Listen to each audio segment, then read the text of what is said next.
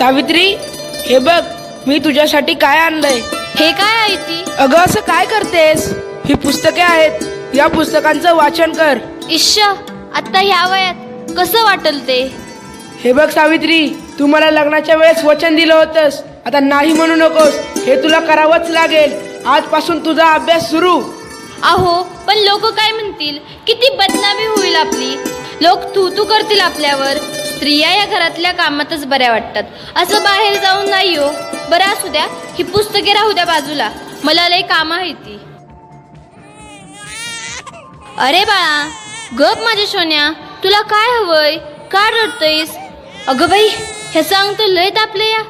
हे पण घरी नाहीत, आता मी काय करू? सावित्री, अगं ये सावित्री, किती रडतंय तुझं बाळ? काय झालंय त्याला? वय ग पारू, रात्रीपासून लय रडायला लागले बघ. काय ठाऊक काय झालं या, अंग बी लय तापलं या. अगं सावित्री, अगं याचं अंग तर इस्तवणी तापलं या. वय ग पारू, आता मी काय करू? अगं सावित्री, ही तर भूतबाधा आहे, भूतबाधा. काय भूतबाधा? माझ्या लेकराला भूतानी झपटले? नाही नाही, असं होऊच शकत नाही. होय सावित्री, असंच झालंय. याच्या पापण्या बघ कशा लाल झाल्यात. मग आता मी काय करू? हे पण घरी नाहीत. अगं तुझं पोरग लय तापलंय, आता रडत बसू नकोस, वेळ वाया घालू नकोस. आपल्या गावाबाहेर मांत्रिक बाबा आलेत, लय जालीम उपाय करतात ते. त्यांच्याकडे घेऊन जा त्याला. वाटलं तर मी येते तुझ्या संग. वय वय, चल लवकर, माझं लेकरू लय तापलं या. बाबा, ते बघा, एक बाई आपल्या बाळाला घेऊन येत आहे आपल्याकडे. म्हणजे आज आपली कमाई होणार. बाबा, माझ्या बाळाला वाचवा बाबा, माझ्या बाळाला वाचवा. त्याचं अंग इस्तवासारखं तापलंय बाबा, काहीतरी करा बाबा, काहीतरी करा. तुझ्या बाळाला भूतबाधा झाली या. कसली भूतबाधा बाबा? बाई, तुझ्या बाळाला विहिरीतल्या भूताने झपटलंय. काय? विहिरीतल्या भूताने? मग काहीतरी उपाय सुचवा बाबा, मी माझ्या बाळासाठी काय पण करीन. बाई, तू काळजी करू नकोस, बाबांवर विश्वास ठेव, सगळं काही चांगलं होईल. थोडा धीर धर. कसा धीर धरू बाबा, कसा धीर धरू? तुला तुझ्या बाळासाठी बळी द्यावा लागेल, म्हणजे तुला एक बकऱ्याचा नैवेद्य द्यावा लागेल. ठीक आहे बाबा, मी माझ्या बाळासाठी वाटते ते करीन, पण माझं बाळ वाचलं पाहिजे. माझ्या बाळाला वाचवा बाबा. बाई, तुला काय करायची गरज नाही, तू फक्त पैसे दे, नैवेद्य आम्ही करू. ठीक आहे बाबा, मी वाटेल तेवढं पैसे देईन, पण माझं बाळ वाचलं पाहिजे. हे घे अंगारा, दिवसातनं 2 वेळेस लावत जा बाळाला. बाबा की जय हो, बाबा की जय हो. बम बोले, बम बोले.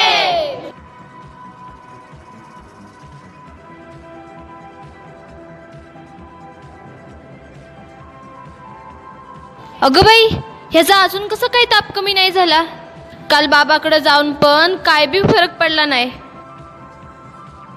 अगं किती रडतोय तो. तुला किती वेळा सांगितलंय त्याला दवाखान्यात घेऊन जा म्हणून, पण तू काय माझं ऐकू नकोस. अहो ऐका ना, चिडू नका. जरा बघा ना हातात घेऊन, याचा ताप कायच कमी नाही झाला. जरा बघा ना याला काय झालंय ते. त्यावेळी तुला किती वेळा सांगितलं की घरात प्रसूती करू नकोस म्हणून. अशा वेळी एका आईचं आणि बाळाचं दवाखान्यात असणं किती महत्वाचं असतं, माहित आहे का तुला? अहो, पण पुरुषाच्या हातून प्रसूती करताना लाज वाटते. कसं वाटतं ते? त्यावेळेस दवाखान्यात कुठल्या महिला डॉक्टर पण नव्हत्या, मी कशी करणार होते प्रसूती? अगं याचं अंग तर तव्यासारखं तापलंय, अशी कशी गाफील असतेस तू? अहो, मग काहीतरी करा ना. दादा, लवकर जाऊन वैद्यांना बोलव. हे काय करतेस तू? मी याला देवाचा अंगारा लावतीये. बस कर सावित्री, हा सर्व अंधविश्वास असतो. अहो, जरा विश्वास ठेवा. हे बघा, याचा ताप कमी होतोय, कपाळ पण अगदी थंड पडलं या. बघा ना जरा. उठ ना बाळा, उठ, डोळे उघड. हे बघ, तुझी मम्मी तुला बोलवतीये. उठ ना पिल्लू, आई तुला आवाज देतीये. उठ ना बाळा. काय झालं? अहो, याला काय झालं? हा उठत का नाहीये आणि डोळे पण उघडत नाहीये. ए बाळा, उठ ना. काय झालं? अहो, काय झालं याला? हा सास गप्प गप्प काय? ए उठ ना बाळा, काय झालं तुला? अहो बघा ना जरा. नाही राहणार, नाही राहणार मी अडाणी. मी शिकेन, मी नक्की शिकेन. कारण उद्या एखाद्या कुण्या आईला उपचाराच्या कमतरतेमुळे आपल्या बाळाला मुकावं लागणार नाही. मी शिकेन, मी नक्की शिकेन. शाबास सावित्री, शाबास. मला तुझ्याकडून हीच अपेक्षा होती.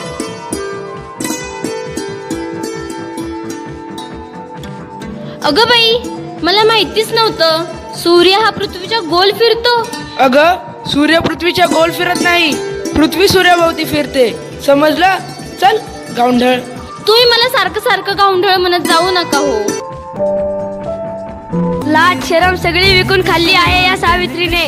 कलियुग आहे रे बाबा, कलियुग. उद्या डोक्यावर मिऱ्या वाटेल तेव्हा कळेल या सुमंत्रावांना असं कोणी आपल्या बायकोला शिकवतं का? सगळं जग नष्ट होईल, बघत राहा तुम्ही. काय झालं?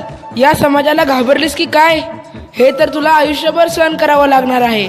नाही, मला आता कोणी काही म्हणू दे, मी आता मागे हटणार नाही. मी शिकेन, मी नक्की शिकेन. मग चल माझ्या बरोबर. पोस्टमन, सुमंतरावांचं घर हेच आहे का? तुमची दिल्लीहून तार आलीये. सावित्री, तुला दिल्लीवरून तार आलीये. तुला दिल्लीला जावं लागेल. तुला दिल्लीला पुरस्कारासाठी बोलवलंय. तुझा सत्कार होणार आहे. काय? आज हे फक्त तुमच्यामुळे शक्य झालं, नाहीतर मी एकटी काहीच करू शकले नसते. Congratulations, keep it up. महिलांचा सन्मान वाढवलात तुम्ही. आज माझ्या हातात ही डॉक्टरकीची पदवी नसून उद्याच्या त्या सोनेरी क्षणाची चावी आहे, ज्याच्यावर आजपर्यंत फक्त अंधविश्वास व नकारवक्तेचे कुलूप लागले होते. माझ्या देशात अशा अनेक महिला आहेत ज्यांची स्वप्न चुलीच्या धुरात हरवून गेली आहेत. मला असं वाटतं ही स्वप्नांची पतंग खुल्या आकाशात उडावी आणि प्रत्येक घरात सुमंतराव असावे, कारण हे या पतंगाच्या दोऱ्याला कधीच कापू देऊ नये. हे करणं खूप अवघड तर आहेच, पण अशक्यही नाही. सावित्री, चुकलं माझं, मला माफ कर. मी तुला नाही ते बोलले. तू आज शिकून समाजाला धडा शिकवलास. आम्ही काय आडाणी त्या आडाणीच राहिलो. आता आम्ही पण शिकणार. खरं सावित्री, चुकलं आमचं, माफ करा आम्हाला.